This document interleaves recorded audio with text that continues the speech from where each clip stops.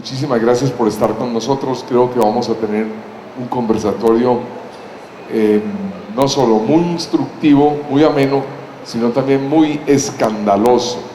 Así que prepárense porque hoy sí vamos a recibir escándalos. Vamos a ir de la razón al delirio, así que estén tranquilos. Antes de presentar a nuestro invitado, les voy a pedir un favor. Les dieron una hojita, por favor la llenan, la dejan en la silla, nosotros la recogemos al final. Es muy importante tener una retroalimentación de ustedes. Nuestro invitado es el doctor Juan Sebastián Restrepo Mesa, psicólogo especialista en trabajo social familiar, columnista del periódico Vivir en el Poblado y director de transformación humana en la Escuela de Gestalt Claudio Naranjo en Bogotá. No parece psicólogo, pero es un gran psicólogo y ya veremos de esto. Juan Sebastián, ¿cómo estás? Bienvenido. ¿Cómo estás? Estamos muy bien. Bien, el tema de conócete a ti mismo y de las transformaciones humanas es un tema amplísimo. ¿Por dónde podríamos empezar a contarle a nuestra asistencia en qué consiste este proceso de conocerse a sí mismo y de lograr la transformación humana?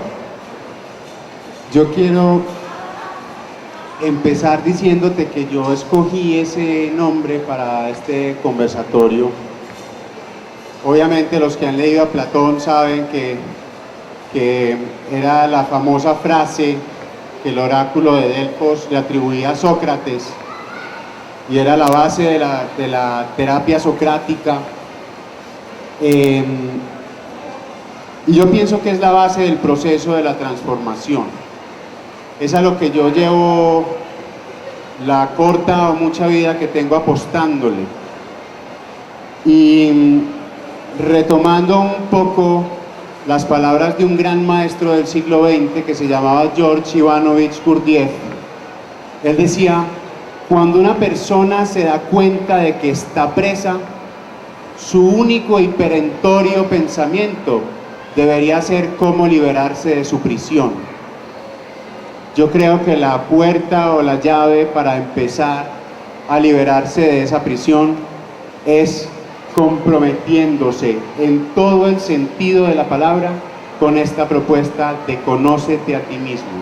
Y creo que es una propuesta que se pierde mucho en una era de la información llena de propuestas, llena de metodologías, llena de perspectivas, donde paradójicamente a lo que más renunciamos es a un conocimiento directo de nosotros mismos, de lo que somos, de lo que queremos y de lo que necesitamos. Entonces desde ahí parto. Bueno, a partir de lo que acabas de decir, ¿cuáles serían las bases, o mejor, los pilares de este proceso de conocerse a sí mismo y de transformarse? Yo trabajo con una forma de pensamiento o filosófica que cree que este proceso solo se puede dar si uno se para en tres pilares. El primer pilar para conocerse a sí mismo desde la perspectiva con la que yo trabajo es estar presente. ¿Qué es estar presente? Estar presente es vivir aquí y ahora. Estar presente es darse cuenta finalmente de que el pasado no existe, de que el futuro no existe. El pasado es un recuerdo presente y el futuro es un proyecto presente.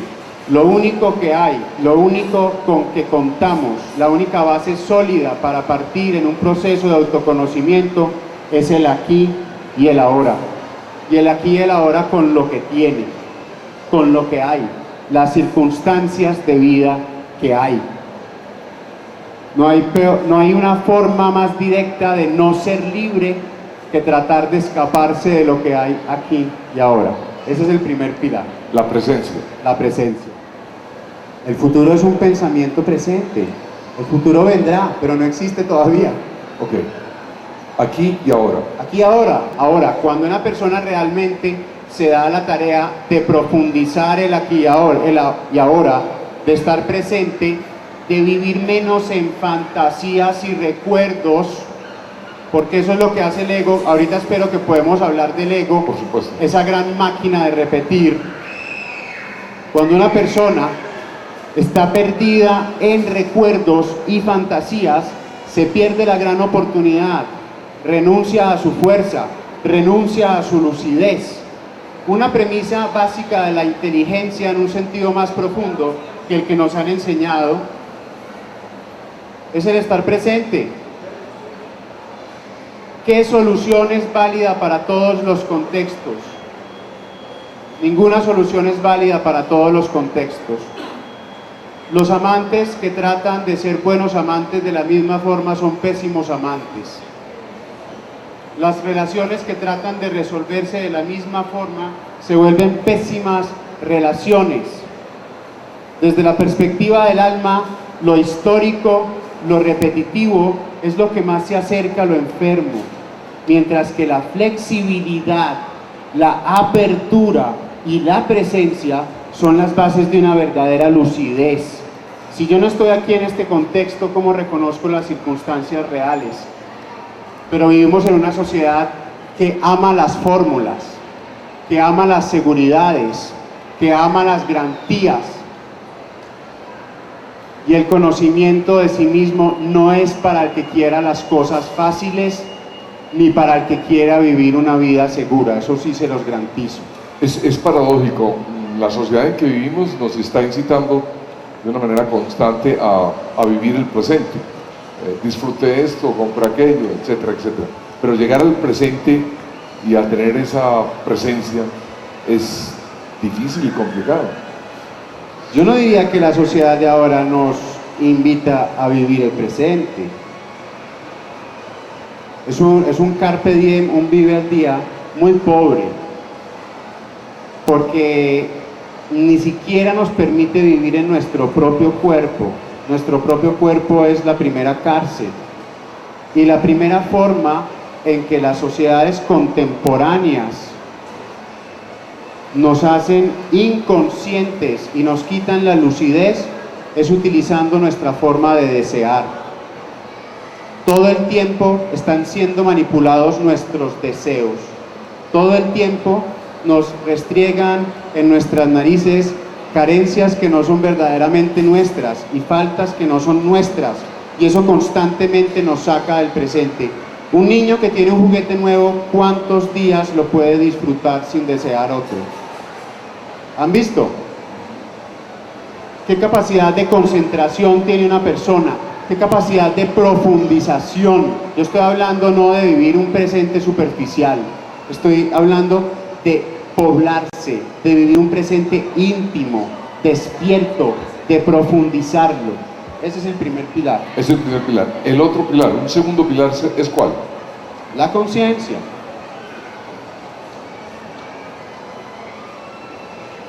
Nosotros nos abstraemos del presente en recuerdos y fantasías. Y también nuestro ego, nuestra personalidad, nuestro carácter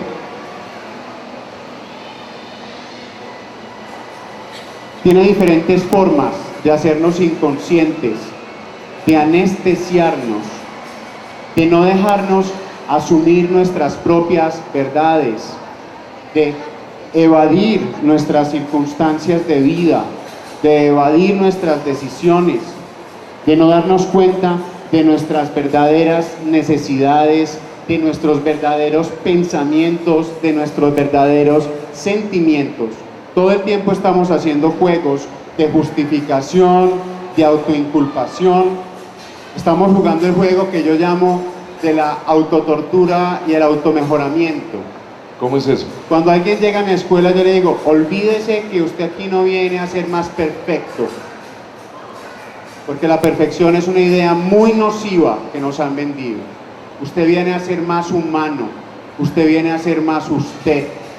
Todo el tiempo estamos dando látigo.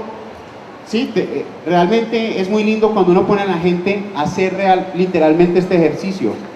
El policía que lo está condenando todo el tiempo, y el otro pilluelo que está soportando la persecución policial interna y mamándole gallo al policía todo el tiempo. Y todo el tiempo de diferentes formas estamos haciendo el juego. Algunos somos más pillos, algunos somos más policías, pero este juego todo el tiempo está.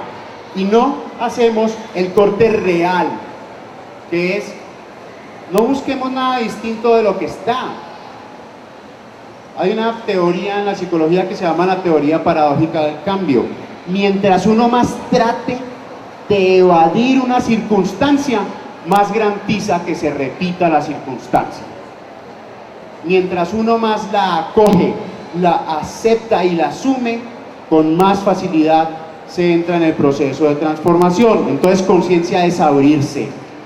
Conciencia es también cerrar un poquito esta computadora mental que hemos confundido tan desafortunadamente con la inteligencia, que no es otra cosa que el diálogo interno del ego, que quiere mantener lo agradable hasta el infinito y evitar lo desagradable hasta el infinito.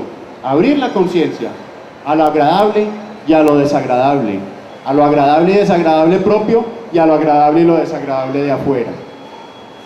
Eso es conocerse a sí mismo, es un camino de conciencia. ¿Conciencia es darse cuenta o un poco más de darse cuenta? Conciencia es darse cuenta. Darse cuenta ya es mucho. Darse cuenta es todo. Ajá. Es todo. Una relación de pareja puede pasar 10 años estando en una relación de parejas a medias, con una sexualidad a medias, con una comunicación a medias. Pero cuando se voltean, se miran y toman la decisión realmente de darse cuenta de qué es lo que está pasando, la relación cambia. La gente no se da cuenta no por boba, por cómoda. Es más fácil no darse cuenta, es más fácil mamar gallo. La gente viene donde el psicólogo a reconocer lo que ya sabe. El psicólogo sin mucho le da el coraje para decirse las verdades que no se ha atrevido a decirse. A eso es para lo que servimos. Y otras cositas más, pero... Bueno, entonces, 2 pilares llevamos. Presencia, conciencia. ¿El tercer pilar es cuál? Y responsabilidad. ¿Irresponsabilidad? No, responsabilidad. Ok. Pero ojo, no es hacer las tareas todo el día juicioso. Un momento, ¿pero qué es responsabilidad? Es tomar la decisión, el compromiso de ser lo que se es. Es un pacto de honestidad. Yo en la terapia una y otra vez constato algo. Esa frase que decía, la verdad os hará libres, para mí cada vez es más válida, más profunda, más cierta. La mentira es lo que enferma, nuestra propia mentira, nuestra propia traición a las leyes de nuestra propia alma. Yo le digo a la gente, si usted no le es leal a su alma, ¿cómo le va a ser leal a otra persona, hombre? Está partiendo, está renunciando a la base de su lealtad. Si usted no ama su alma y los procesos de su alma y no se hace cargo de ellos, ¿qué le va a dar usted a otra persona? ¿Cómo se va a sentir preparado para amar? Entonces estoy hablando de responsabilidad en ese sentido, hacerse cargo de ser, de volverse lo que uno es. Y no es fácil ser honesto, no es fácil decirse a uno las propias verdades, pero el premio es grande. Yo le decía a alguien que cuando... Qué pena, me interrumpes, tranquilo. Sí. Una persona honesta tal vez se quede rodeada de menos personas, pero las que la rodean van a ser personas de verdad, y los contactos que tengan van a ser contactos de verdad. Pero para ser responsable en esta perspectiva se requiere un coraje enorme. Se requiere un coraje enorme.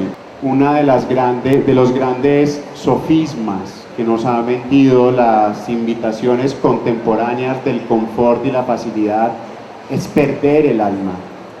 En la vida nada que valga la pena es fácil. En la vida todo lo que vale la pena cuesta. Y una persona quiere lograr el amor sin estar dispuesta a pasar dificultades y riesgos. Todo el mundo reza o le pide al terapeuta o al horóscopo: Dios mío, yo me quiero enamorar, quiero un amor de verdad. ¿Y saben qué pasa apenas llega un amor de verdad? Va donde el psicólogo: estoy vuelto nada, estoy confrontado. No estabas pidiendo un amor de verdad. Un amor de verdad siempre cuestiona el ego. Un amor de verdad condena el ego a morir y resucitarse. Entonces, si quieres cosas que valgan la pena, pues de una vez soltemos de tajo ese criterio de que no es fácil. A mí mis pacientes me dicen: es que eso es muy fácil decirlo, pero muy difícil hacerlo. Yo les dije: es que ¿quién dijo que nosotros estamos buscando las cosas fáciles? Tengo presencia, logro darme cuenta, me considero responsable para aceptarme como soy. ¿Qué es aceptarse como uno es? Venga, yo la abro. Hay toda una ciencia, hay muchas formas de empezar a abordar ese camino. Yo diría que la primera forma, ¿sabes cuál es? ¿Cuál? Darse cuenta de cómo uno no es. Gurdjieff decía: cuando yo veo a una persona casarse, no sé cuál de todos los que es está firmando el contrato del matrimonio. Porque uno es muchos. Mientras uno no empieza un camino de conocimiento y de honestidad, es muchos. Sufre por ser muchos. Somos legión, decía el Evangelio antes de que lo metieran en los marranitos y se tiraran por el despeñadero. Somos muchos. Uno se quiere sanar, otro no se quiere sanar. Uno es manipulador, otro tiene un trozo de lucidez. Lo primero es ver que somos muchos. Lo segundo es ver cómo nos enceguecemos y cómo nos desconectamos del ser en juegos de manipulación. Hay diferentes formas de no ser, y hay dos entradas por donde trabajamos estas maneras de conocerse. Una de ellas es el estudio del carácter y otra de ellas es el estudio de las dinámicas familiares sistémicas. Ok, son temas que vamos a abordar hay enseguida. más. El carácter y los sistemas familiares. Ya alguna vez tuvimos aquí a la doctora Judith Duque y hablamos sobre constelaciones. Pero ahora hablaba de ego, el ego. ¿Qué es el ego? ¿Estamos bien de tiempo? Súper bien, usted no se preocupe. Yo le digo cuando nos estamos pasando. Bueno, yo quiero contar qué es el ego con el cuentico del patacón. Había una vez una señora que iba a hacer un patacón. Estaba su hija en la cocina. Entonces cogió el platanito, lo puso en una tabla, le cortó esta punta, lo pisó y lo metió en el aceite. Y la hija le preguntó: mamá, ¿vos para qué le cortás las puntas al patacón?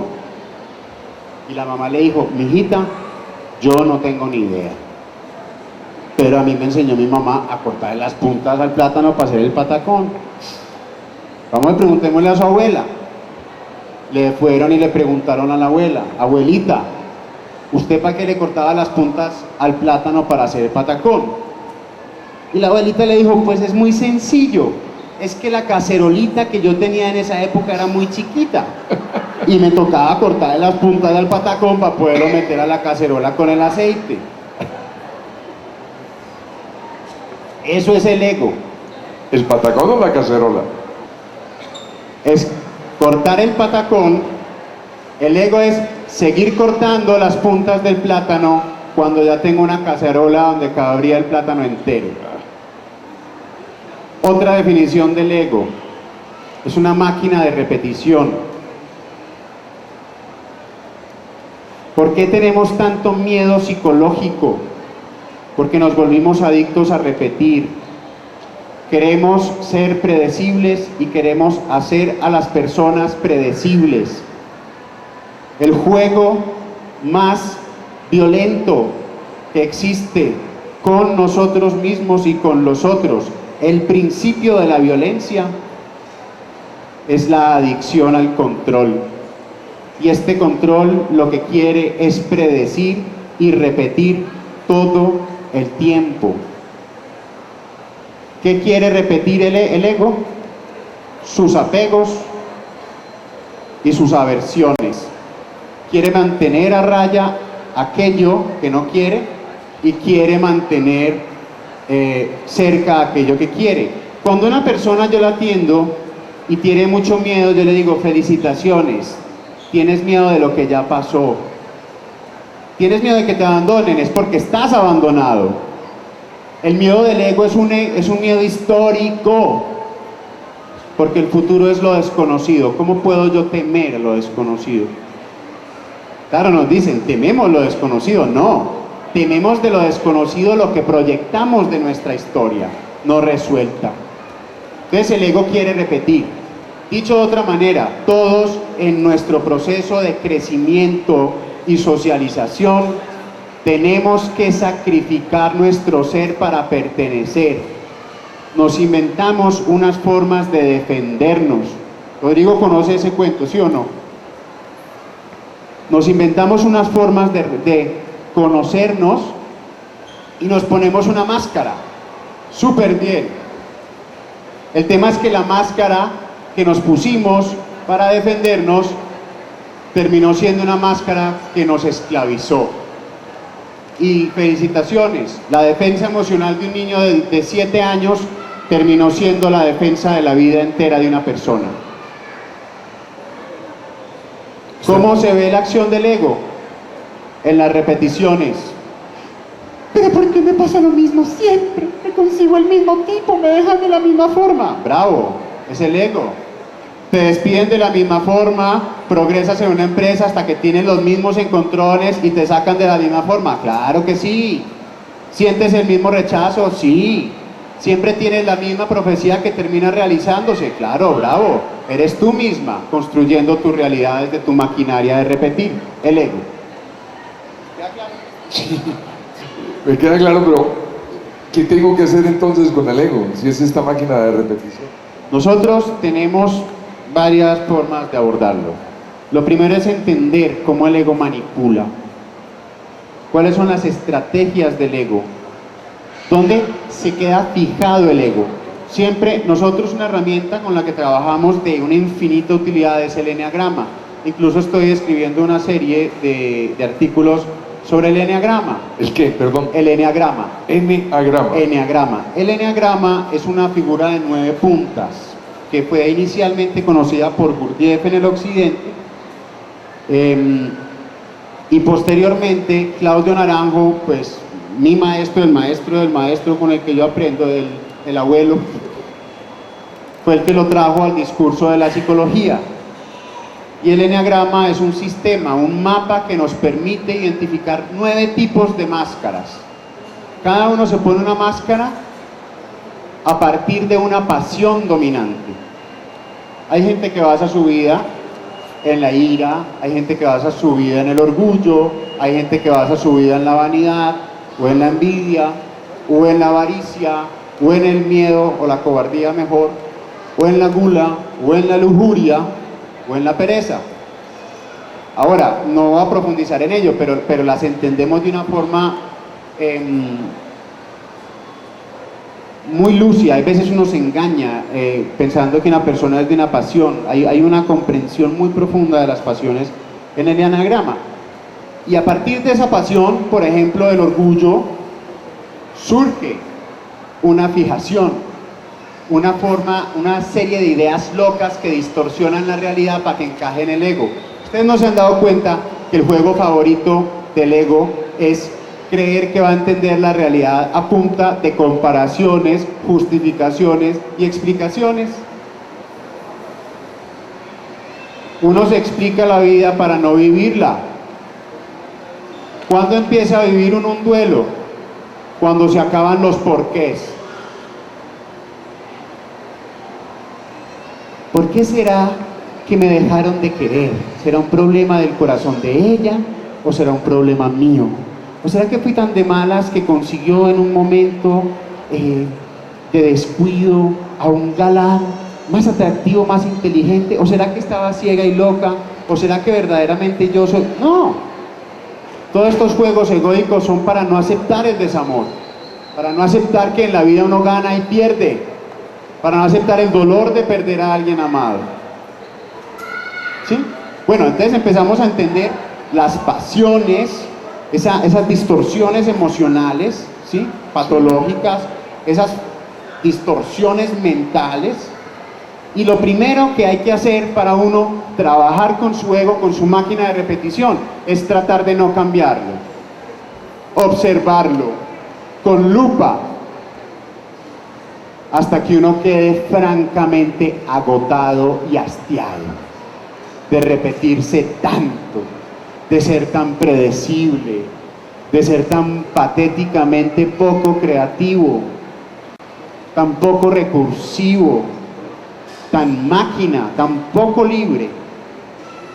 Mirar. Y lo segundo son antídotos para estas formas automáticas de actuar. A la vez que el ego es una máscara, también todo tiene sus dos lados. También es el inicio del camino de transformación. Detrás de una persona lujuriosa hay una inocencia escondida. Solo el orgulloso puede sacar lo más fino de la humildad si hace un trabajo interior. Entonces empezamos a trabajar con esa polaridad que el ego no acepta. Hasta yo trabajo mucho con mis pacientes, mi parte sádica, que trato de disimularla un poco. ¿Tratas de qué, perdón? Mi parte sádica. ¿Pero tratas de qué? De disimularla un poco. Disimular, ya. El ego siempre tiene un punto donde empieza a sentir miedo. Hay gente que no le tiene miedo a una metralleta, sino a una flor. A ese hay que llevarlo a la flor. Es decir, ese punto donde el ego siente que de pronto se desaparece, porque ahí se hizo una promesa de no repetir, de huir. ¿Sí? Entonces es llevar un poco, con amor, pero sí confrontar esos límites que la gente saca, que excluye de la vida, ¿sí? El ego también es un sistema aduanero. Un país es un ego. Un país es un ego. Está dentro de está afuera. Y si naciste por casualidad al otro lado de esta rayita imaginaria, eres mi enemigo. Qué estupidez, ¿o no? Pero así funciona, afortunado o desafortunadamente. Lo mío, lo tuyo, lo extraño y lo propio, lo bueno y lo malo, las cosas están afuera y adentro de este sistema de fronteras. Entonces es ayudarle a la gente a que abra un poquito sus fronteras. La virtud es muy distinta del moralismo. Nosotros en nuestro trabajo, precisamente como tratamos de sacarlo del ego, y el ego es tan inteligente, el ego se apropia hasta del camino espiritual, se apropia del terapeuta, etc. Tratamos lo que facilitamos es que una persona suelte el control y se entregue a una inteligencia más profunda. Es lo que llamamos la inteligencia organísmica. Solo observando, sin tratar de cambiar las cosas, es que va surgiendo automáticamente la transformación virtuosa. La virtud no es una impostura. La virtud no llega de la noche y la mañana. El diamante del alma, así como el florecimiento de un árbol, parte de un buen trabajo de jardinería. Yo al árbol no le puedo decir cómo tiene que salir cada pétalo de la flor porque me lo tiro. Nosotros decimos mucho, miren, nosotros somos expertos en trabajar con las evasiones, con los traumas, con las basuras que cargamos, pero lo bueno lo hace el alma sola mucho mejor que nosotros. La salud no es potestad del terapeuta. La salud es lo que surge en el alma cuando dejamos de estorbar, cuando llega la conciencia y se observa. La conciencia es un poco como el sol en un jardín. Cuando no hay sol, las flores no se abren. Pero hay un fenómeno igualito que a la naturaleza. allí donde hay conciencia, en el alma, aquello que parece oscuro y demoníaco, por más oscuro que sea, cambia de rostro, se manifiesta distinto. ¿Cómo encaja la familia en este esquema que estás trazando de los 3 pilares, el ego? ¿Qué influencia tiene la familia? Cocteau, un poeta francés, que dice que donde un pájaro mejor canta es en su árbol genealógico. La familia es nuestra mayor trampa y nuestro mayor tesoro. Si hablamos del ego y hablamos de repetir, todas estas repeticiones, todos estos sistemas de defensa se empiezan a instaurar en nuestra relación con la familia. Yo creo que los que vinieron aquí la vez pasada habrán visto con Judith Duque, una gran maestra del tema, hasta qué punto la libertad que creemos tener es una libertad muy ficticia, porque estamos atados a pautas de nuestro árbol genealógico. Cuando uno realmente lleva la conciencia a su árbol genealógico, encuentra una matemática perfecta en términos de repeticiones, fechas, nombres, legados, muertes, destinos trágicos, etc. Los que trabajan con constelaciones familiares lo pueden ver en las constelaciones familiares. Hay como un gran conflicto en el ser humano: ser lo que es o pertenecer. Y no es que sea bueno o malo, es parte de nuestra belleza vivir esta cruz de este conflicto, ¿sí? Y en la familia vivimos este conflicto, es la matriz de este conflicto. Los que trabajamos con familia nos damos cuenta de que el amor enferma o el amor da fruto. Nos enfermamos por amor. Hay un amor ciego, infantil, que quiere serle fiel al legado familiar, a las pautas familiares en las que se crecieron, a los destinos familiares. Este es pobre, yo me tengo que volver pobre porque ¿cómo lo supero? Este se murió, no acepto su muerte, me quedo congelado en vida, que es una forma de acompañar el muerto, congelándose en vida, muriéndose en vida.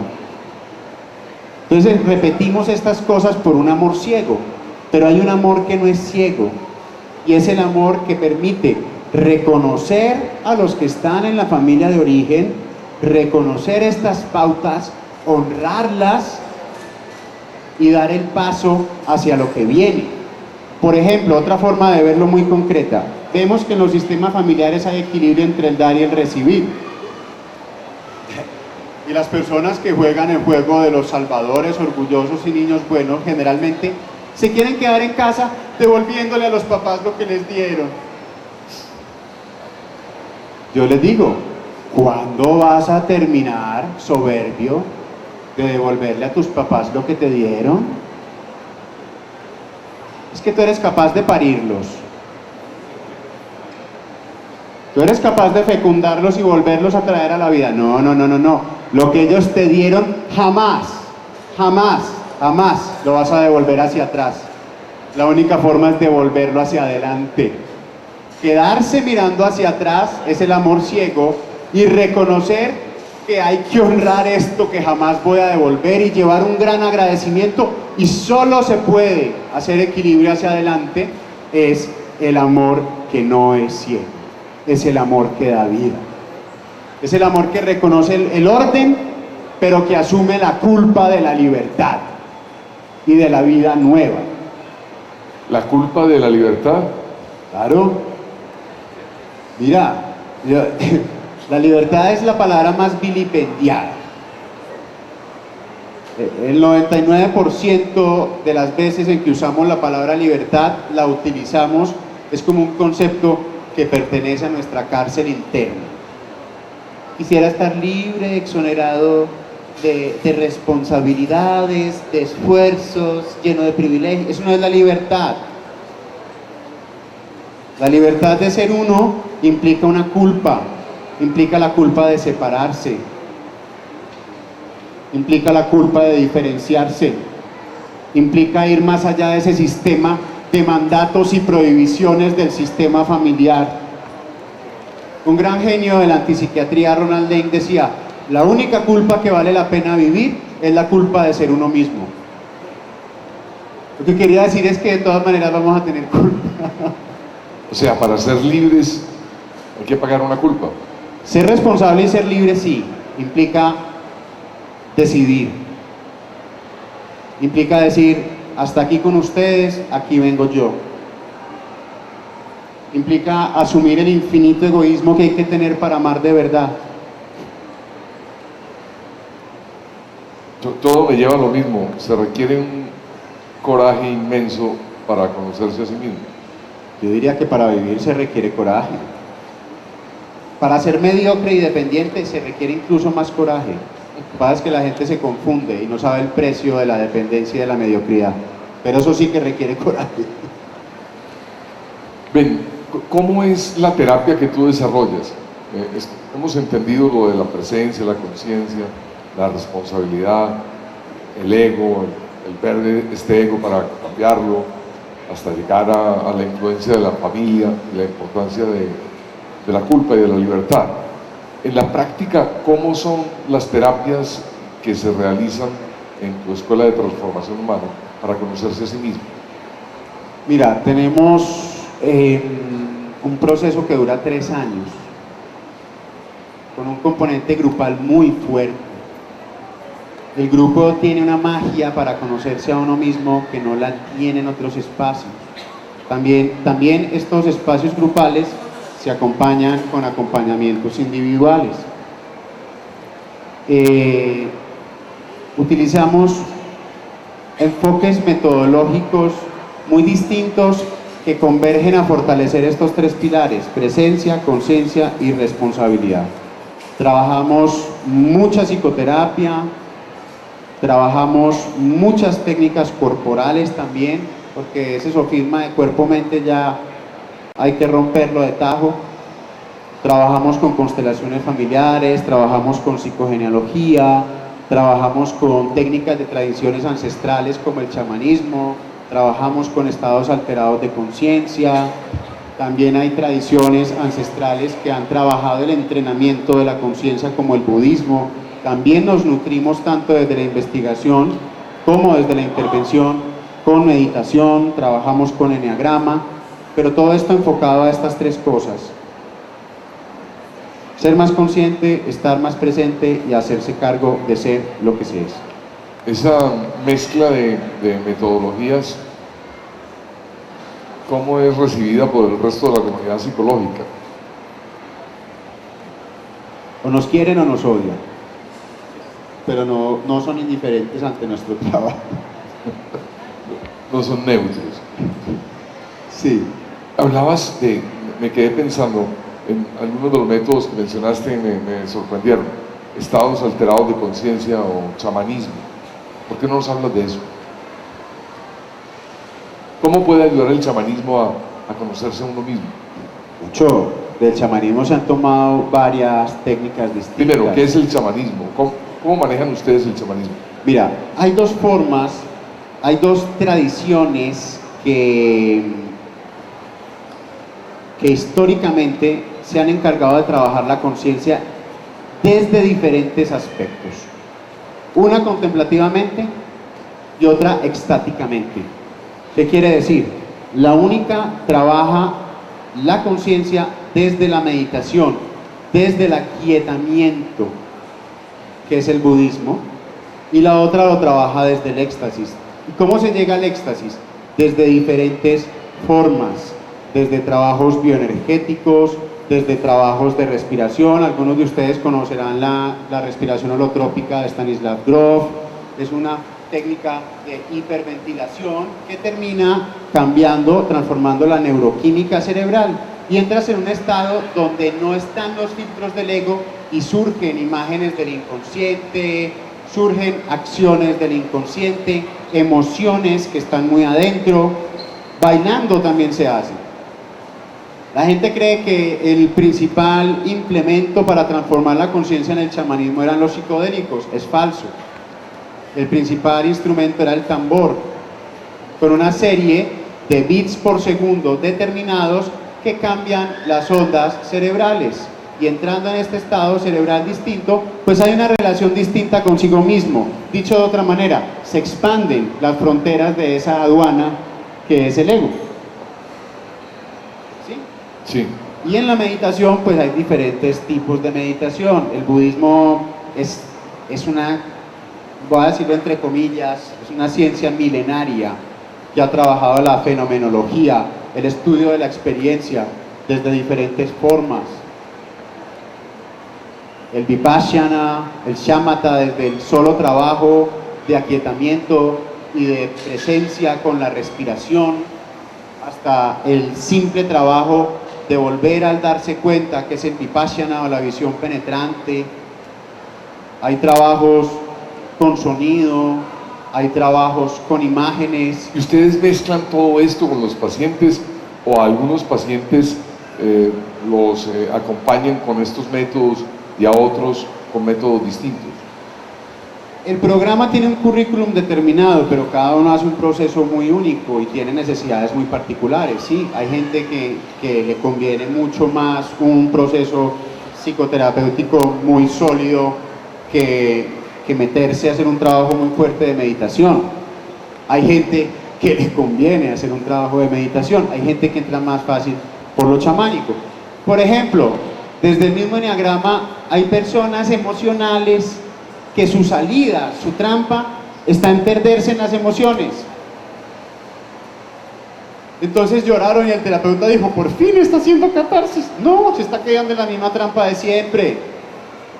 A esa persona hay que llevarla a un registro distinto, la acción o el pensamiento. A una persona cabezona que vive toda la vida en la cabezota, hay que llevarla o a la emoción o a la acción. Y a una persona muy impulsiva, no es tu caso. Gracias. Hay que ayudarla La consulta es gratis, espero. Hay que ayudarla a pensar un poquito y a sentir más, a descongelarse, ¿sí? Todo depende, todo depende. Voy a hacerte preguntas genéricas sobre los temas que escuché ahora. Decías que los duelos terminan cuando terminan los porqués. Tendemos mucho a preguntarnos por qué tal cosa, por qué tal otra. ¿Se puede reemplazar esa pregunta por otra? Claro. ¿Qué, cómo y para qué? Una vez me llegó, te la voy a responder claramente. Una vez me llegó un paciente a terapia. Se habían dado una licencia para sacarse unas canitas al aire, los dos, y me llegaron a la consulta. Entonces el motivo de consulta era que él no solamente se había sacado su canita al aire de la licencia, sino que todo se desenlazó hasta que el amante terminó llamando a la esposa. Entonces le dije, oye, ¿tenías una licencia de una canita al aire? Y no te contentaste con eso, sino que pusiste a hablar a tu amante y a tu esposa. ¿Para qué lo hiciste de esa manera? ¿Qué estabas buscando al restregarle en la cara tu infidelidad a tu esposa? Y yo le dije, conmigo no te vengas a hacer el inocente. ¿Para qué jugaste de esa manera? Y empezó a hablarme de su juego, de la necesidad de valoración, empezamos a trabajar sus enredos familiares, etc. Pero solamente de entender qué juego estaba jugando él, pudimos llegar a una transformación real. ¿Sí? Sí. ¿Qué pasa? ¿Cómo? Tengo ira, ¿cómo? Es profundizar en la experiencia, sobre todo profundizar en la descripción de la experiencia. Nosotros desde este modelo profundizamos en la descripción y no en la explicación, porque la explicación lleva a racionalizaciones y las racionalizaciones son una de las puertas de defensa del ego más generalizadas. Entonces vuelvo a la pregunta que hiciste. Yo sí creo que un duelo es un tema de aceptación. La vida es un problema de aceptación. Hay gente que a los 40 años no ha terminado de decirle sí a la vida. Hay gente que a los 50 años cree que todavía es buen negocio postergar. Cree que el año entrante de pronto ama de verdad. cree que el año entrante de pronto tiene las condiciones para lucirse de verdad. Pero es porque no ha aceptado, porque no ha asumido. Mientras existan porqués, no se vive la vida. Ahora, estoy hablando de la lógica del alma. Si me voy a poner a hacer un puente, pues no voy a trabajar con la lógica del alma porque se va a accidentar todo el mundo que pase por el puente. Ahí sí metámosle causalidad, porqué, matemática y todo eso. ¿Entiendes lo que quiero decir? Sí, más o menos. En este proceso de transformación humana, ¿qué papel juegan la moral y la religión?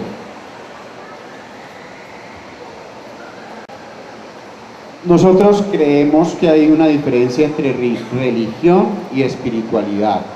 La religión es un problema de la religión, no es nuestro problema. Creemos que una psicoterapia que no derive en una forma de espiritualidad, así sea atea, es una psicoterapia coja, que se quedó a mitad de camino. La esencia de las personas cuando se sanan es espiritual.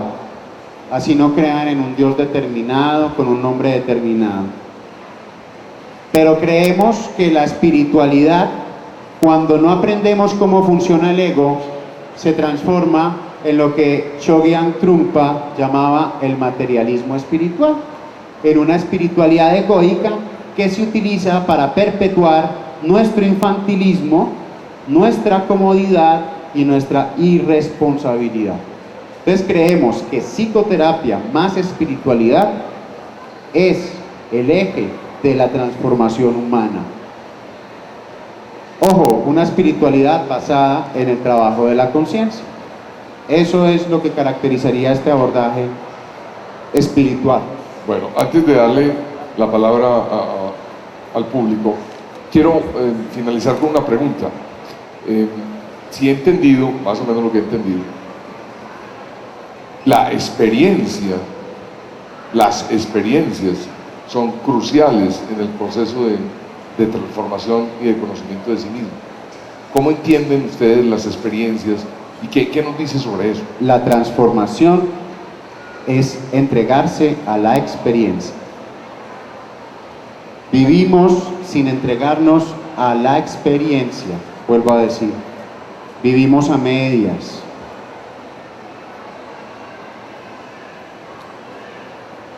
Tenemos una mujer y ya estamos esperando otras 20 cuando no nos hemos entregado a la que tenemos. Entréguese a esta de verdad y de pronto empieza a pensar en más si quiere. Pero qué difícil es. Qué difícil es. La libertad está en la entrega, no está en escaparse. La verdadera libertad está en la entrega. Otra forma de responder lo que me dices tú. Está neurológica, médicamente comprobado que estamos reducidos a nuestra experiencia. Tú no estás entendiendo lo que yo estoy diciendo. Gracias.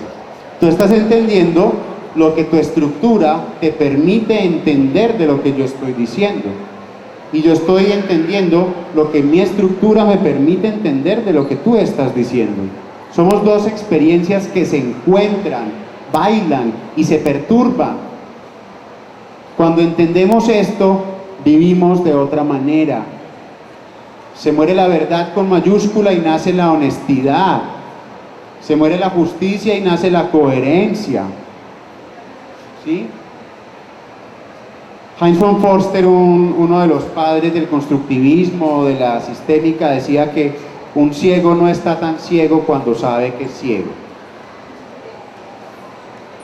Entender que yo estoy, que con lo que cuento es mi experiencia, que tengo el don de mi experiencia y el límite de mi experiencia, me hace vivir de una forma mucho más inteligente. Experiencia presente. Experiencia presente. En una relación de pareja siempre llegan con un tema y yo los separo. Él me cuenta una historia y ella me cuenta otra. Obvio, son dos experiencias distintas del mismo conflicto. Y los pongo a contárselas distinto. Y hay un momento en que se dan cuenta de que no es ni la historia de ella ni la historia de él. Tampoco es un masato que tengan que tener la misma historia. No, entienden que están condenados a tener dos historias y que ninguno tiene la razón, pero los dos la responsabilidad de lo que está pasando. Los fenómenos de la experiencia son la base, voy a decir una palabra muy larga, epistemológica del trabajo de usted. No entender una teoría, es ir a lo que estás experimentando aquí y ahora. Solamente así el conócete a ti mismo se aterriza. No hay que leer Platón, 20.000 libros, 20.000 filosofías, bla, bla, bla, cosas bellas, esotéricas. No. Esto que está pasando aquí y ahora ya es mucho. Esto que está pasando aquí y ahora es lo importante. Aprender a experimentarlo lúcidamente es lo que nos transforma, no otra cosa. ¿No es esa como una tendencia del mundo posmoderno de obtener un resultado pragmático frente a la búsqueda del conocimiento humano, del conocimiento del ser? Lo digo porque antes con el psicoanálisis se prefería más la indagación, la averiguación, mientras que aquí me parece que apuntas al resultado práctico de la experiencia. Podrías decir que es posmoderno y premoderno, porque desde hace miles de años se está diciendo. Muy bien. Es la base del hinduismo, es la base del budismo, hay corrientes posmodernas que lo dicen, pero sobre todo sí una corriente filosófica de una línea muy dura, que es el constructivismo radical, pues para los que quieran académicamente profundizar en ese aspecto. Y por ejemplo, si tú lees a Humberto Maturana y Francisco Varela, pueden buscar un libro que se llama El árbol del conocimiento. Maturana se encargó de explicar biológicamente cómo el sistema nervioso está operativamente cerrado. Uno no ve lo que ve, uno ve lo que puede ver. Esto solo es una botella de agua para tomar para ti, para mí. Para una hormiga podría ser un peligro letal, si se hiciera en el filo de este bordecito. Si pudieras resumir en pocas palabras el proceso de conocerse a sí mismo, ¿qué dirías? No tengo ni idea. Muy bien. Está bueno, no tengo ni idea. Es que resumirlo en pocas palabras es muy difícil. No, por supuesto, pero Es una quería- experiencia muy íntima. Es vívete, experiméntate, entrégate a buscar tu propia verdad. Si hay una apuesta aquí muy, muy decidida y franca de romper los ídolos externos y atreverse a buscar la propia verdad. Buscar la propia verdad significa que también hay otras verdades, ¿no? Viste que sí podías en pocas palabras. Bueno, voy a conceder el micrófono al público. Creo haber entendido que en este proceso de darse cuenta y de ser persona y de escuchar el alma, hay un nivel como de poca, pues de ver las cosas a un nivel plano. Te entendí, a nivel emocional de una manera está de día, está de noche, sin ninguna emocionalidad. Porque somos seres hoy, pero hemos tenido tantos años atrás llenos de toda esta parte emocional. Gracias. Diría tres cosas a esa pregunta que mejor dicho, cayó del cielo para terminar de explicar algo muy lindo de este enfoque. Primero, si entendiste mal. Pero entender mal, o sea, entendiste lo que entendiste, me da una pauta muy importante para aclarar algo. Y no es renunciar a la emocionalidad, al contrario, entregarse a ella. Ahora, hay una diferencia que es muy sutil. Voy a empezar por otro lado para explicarlo mejor. En la antigua Grecia hay dos dioses muy importantes que son Apolo y Dionisio. ¿Quién es Apolo? Apolo es el dios sol, es el dios de la conciencia, el dios de la mesura, de todo pero nada en exceso, el dios de la diferenciación, del límite, de la armonía. En la tragedia griega era el que determinaba la armonía de la lira. Y existía otro dios que se llamaba Dionisio. Dionisio era el dios de la ebriedad, del impulso, de la participación, del instinto. Mientras este era un dios solar, muy limpio, Dionisio iba... las fiestas dionisíacas eran orgías donde se tomaban vino con hongos y todo el mundo renunciaba a sus instintos. La idea es que el uno representa el impulso y el instinto y el otro la conciencia desapegada. Y la idea es que el camino de transformación se da juntando los dos dioses. Entregarse al instinto, recuperar el instinto, el impulso, la emoción, sin perder el testigo de la conciencia. Un testigo que desde un punto presente y consciente es capaz de iluminar esa experiencia. Otra forma de entenderlo, los budistas tienen una metáfora que cambia radicalmente la forma en que uno entiende las cosas. Para ellos, Dios es un espacio, una matriz vacía de donde surgen las cosas. Entonces, la invitación no es a no sentir, la invitación es a tener un gran espacio donde puedan existir grandes emociones sin destruirnos. Una conciencia abierta. ¿Y sabes cómo se llama eso? No se llama aplanamiento emocional, que es lo que le hacen a la gente con la lobotomía, sino ecuanimidad. Es una palabra muy distinta. ¿Sí? Vamos a estar tristes. Estemos tristes de verdad. ¿La rabia es mala? No, la rabia no es mala. Hay veces, la rabia es una emoción biológica que se establece para marcar límites. Ahora, si no la hace manifestar, surge la violencia. La tristeza no es mala, el miedo es malo. No. La cobardía es pésima. El miedo no es malo. ¿Cuál es la diferencia entre miedo y cobardía? Que el cobarde es alguien que le tiene miedo al miedo.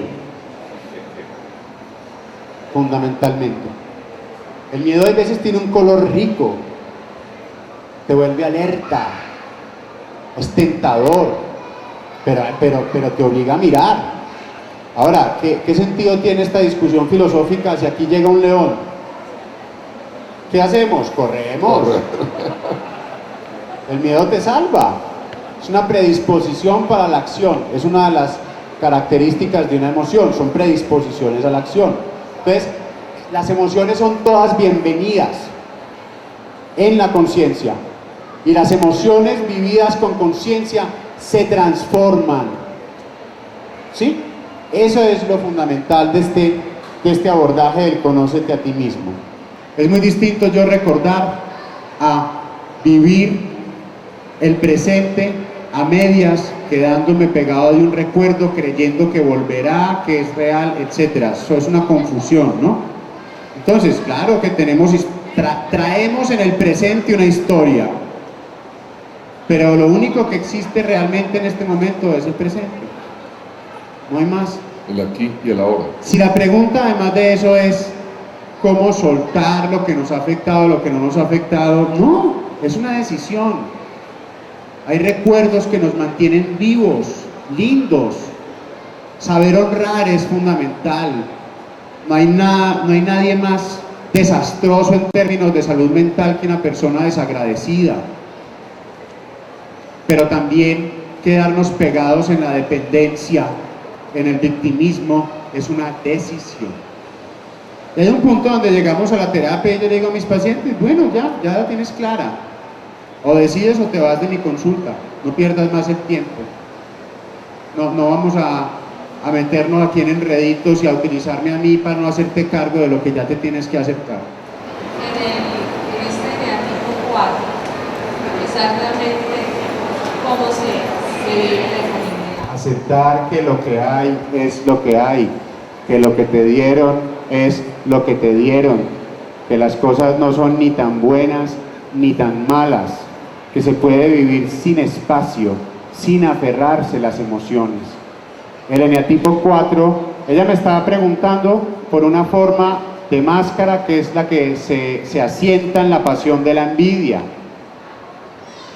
Y la fijación del eneatipo 4 es que siempre le falta el centavito para el peso, que ve el lado vacío de la botella. Se llama el juego profesional de la víctima. Es decidir no victimizarse más, soltar, no mirar las cosas tanto en términos de carencia o no carencia, abrir un espacio redondito para lo que hay. ¿Respondo tu pregunta? Buenas tardes. Buenas tardes.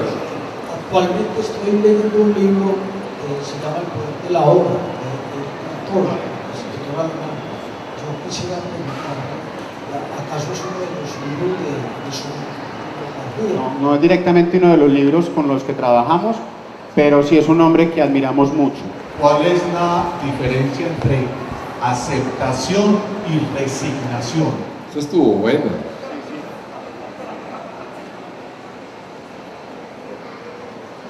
Están viviendo la experiencia. No, yo mismo me la pregunto muchas veces me la he preguntado. Yo considero que la diferencia entre la aceptación y la resignación está en la actitud. En la aceptación hay responsabilidad, en la aceptación hay alerta, en la aceptación hay ganas de hacerse cargo y en la aceptación hay un espacio consciente que acoge con amistosidad aquello con lo que se relaciona. La resignación es rendirse, la resignación es cerrarse, la resignación es desfallecer, la resignación es desempoderarse y la resignación es victimizarse. Yo quiero saber cómo se puede manejar el ser uno mismo frente a las normas, frente a los valores, sin afectar eso, porque cuando se es uno mismo a veces no es aceptado porque va contra unas normas y contra unas cosas establecidas. Por lo menos, no se engañe usted mismo. Todos tenemos que decirle algunas veces mentiras al jefe. Por lo menos no se las meta a usted mismo. Deje de ser mentiroso con usted mismo, no se trague sus mentiras, porque ahí sí se envenena. Y lo segundo, sí, en el camino de transformación sí se caen cosas, sí se transgreden normas, sí se equivoca y se acerta, sí se apuesta duro y se pierde o se gana. Pero conocerse a sí mismo parte de estar dispuesto a perderse, a desacomodarse y a confrontarse. ¿Cómo hacer para que simplemente eso a uno no le sirva de justificación, sino que le permita entender una salida hacia adelante? Y lo que yo le digo a la gente es, el primer año vamos a ver la historia y el trauma, porque eso es lo más fácil, porque esa es la disculpa, porque esa es la coartada. El problema real es nuestro desprecio a la libertad.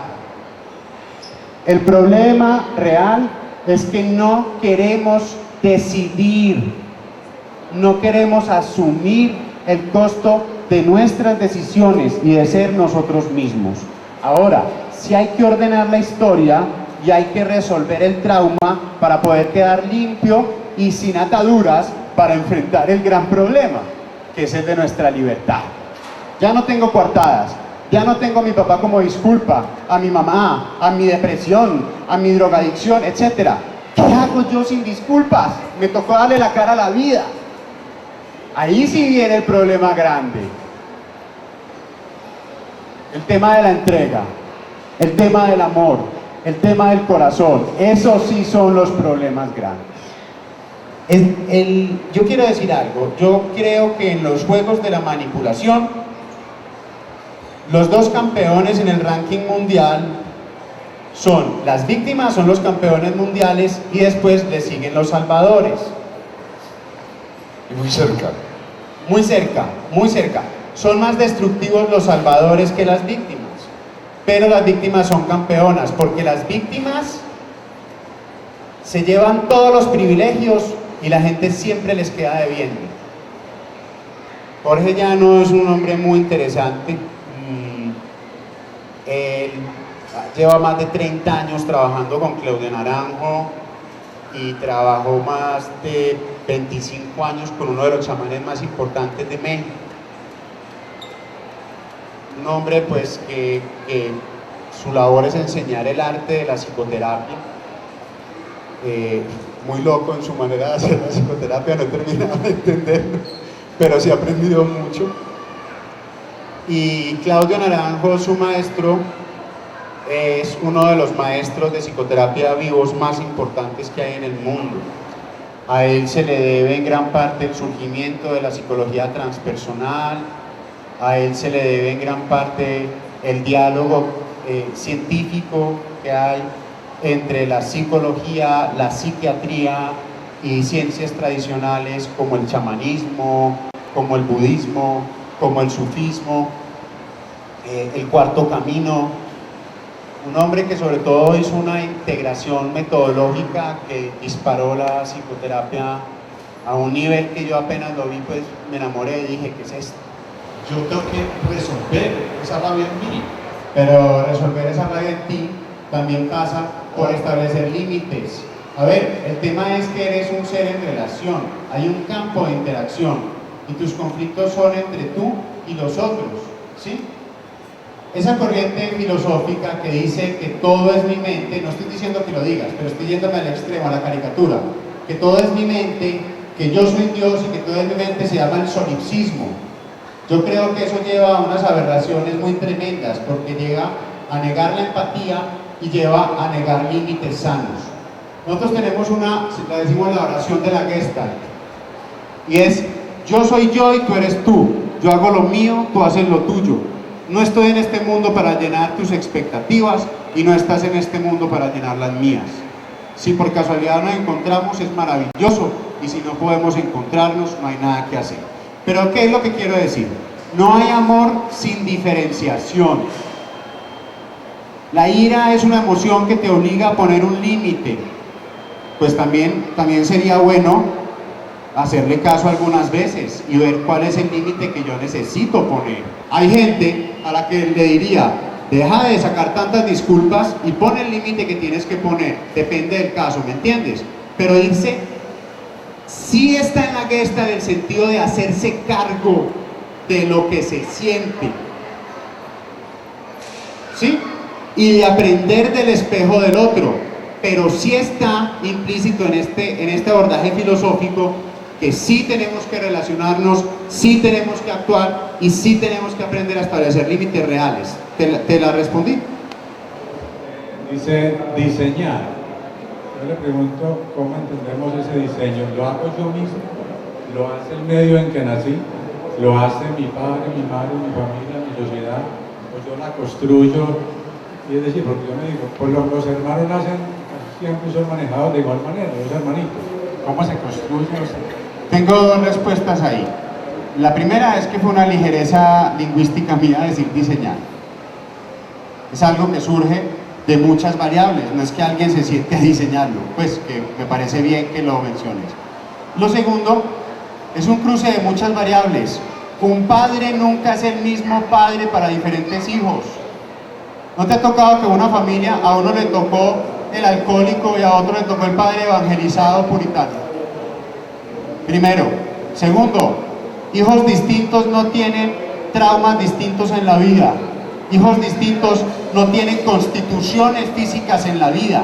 Ante un padre autoritario, algunos se puede retirar a la cabeza el pensamiento, aislarse, y otro pararse y decirle: bueno, pues a ver, pues, venga, porque uno tenía cuerpo para hacerlo y el otro tenía cabeza para hacer lo otro. Entonces son muchas variables, son variables infinitas, tan infinitas como personas, pero sí se juntan lo fisiológico, lo histórico. ¿Qué lugar? Mira, un hijo jamás ocupa el mismo lugar en las expectativas de los padres.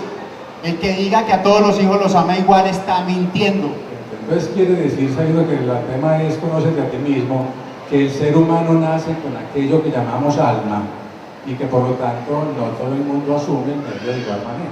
Yo los invito a leerse un libro que se llama El Código del Alma, de un psicoterapeuta neoyunguiano que se llama James Hillman.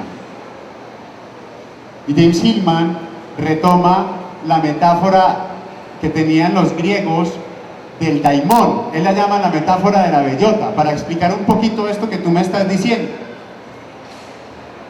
Y dice, los griegos creían que había tres grandes diosas que eran las Parcas, y las Parcas eran las encargadas de hilar el alma y el destino de las personas. Una tejía el hilo, otra lo medía y otra la cortaba. Y acto seguido le ponían un daimón a una persona. Un daimón no era un demonio, un daimón era el ángel. Cada persona le daban un alma, un destino y un daimón para realizar su alma. Dice Hillman, la vida todo el tiempo llama a que se realice ese código del alma, pero no la escuchamos. Y yo creo que la familia, por un lado, esto es muy paradójico, te da todo el material, todo el reservorio que necesitas para hacer el camino, pero por el otro lado te da todas las trampas para que no hagas el camino. El camino de transformación está como en la alquimia, en cómo transformo yo el plomo en oro, cómo convierto esta tierra oscura en frutos coloridos.